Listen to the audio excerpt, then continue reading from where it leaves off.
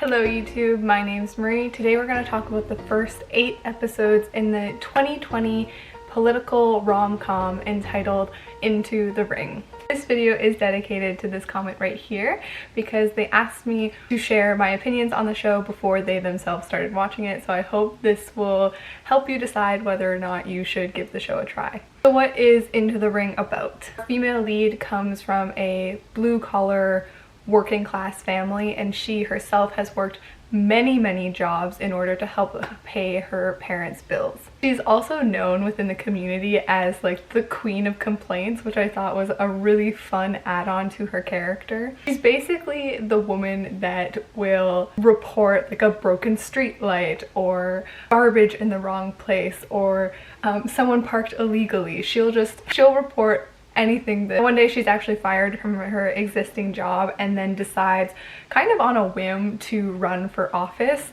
as the salary is quite good and she really has nothing else to lose. And it is through her political work that she really gets entangled with our male lead, who's some sort of office worker. I'm not exactly sure what he does, and his job title changes several times throughout these episodes, so but their personalities definitely clash as they work together, because she is an extremely upfront, honest, kind of wears her heart on her sleeve, a little bit aggressive kind of person, and he is very reserved and a stickler for professionalism. And this show is a lot of fun. It is by no means a must-watch in my opinion.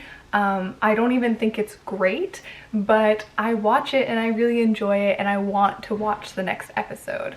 So I'm going to talk about the cons first and then get into the pros a bit later. The one con that I noticed within the first, I don't know, handful of minutes of the first episode, and that's the camera work. It does this weird effect where it's like the people in the center of the frame are like in focus and proper proportions, but then the things on the edges get elongated, and it is quite a stylistic choice that they stick to throughout these first 8 episodes. I personally think it's annoying and it's quite distracting for my eyes to focus on, but it's not that big of a deal. And then another con for me is our female lead herself. I actually do think she's quite a likable character overall, and I'm going to talk about her more in the positives. One aspect of her that I don't like is more just like a reflection of this kind of trope within K-dramas in general, and that is to show how empowered and how like independent and strong a woman is by her use of violence. And every time it happens, it just makes me cringe and I don't like it. Like, why are you so violent, girl? Like, calm down.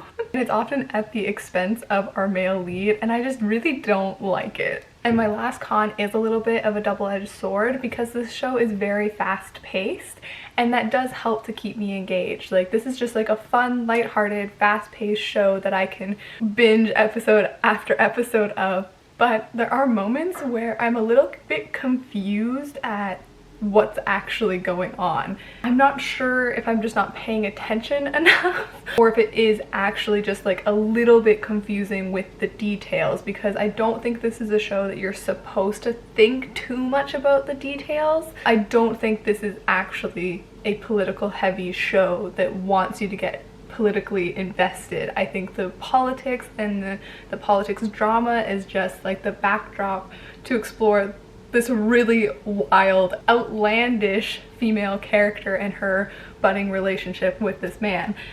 But I did want to say that I did find some instances a little bit confusing, but then I was like, oh well, just go along for the ride, it's fine. So pros, and I have to give the actress props because she never once falls out of character. She is able to pull off these really ridiculous mannerisms in a believable way, even though this character herself is not believable. I would never ever meet a person like her in real life, but I believe that she does exist in the show, you know?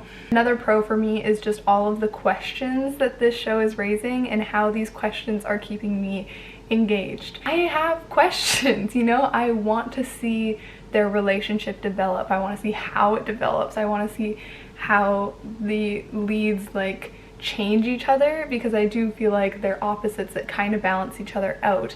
I also want to know more about the male lead. I think he's a little bit underutilized in this first kind of half of the season. I do think he's quite likable. I want to know more about his backstory. I want to know more, you know.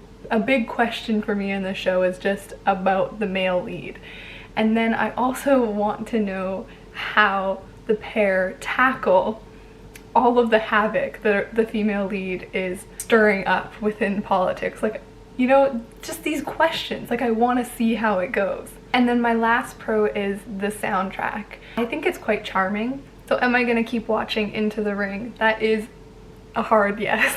If this was a currently airing show, I might be a little bit more undecided, because it truly is a respectable but mediocre 3 out of 5 stars. But because it is completed and I can just binge one episode after the other and I don't have to wait so long to know the answers to my questions, I can foresee myself finishing this and really enjoying it. Alright, that's everything from me. I hope you guys have a good day and a good night, and let me know down below if you have seen Into the Ring and your thoughts on it. Alright, bye!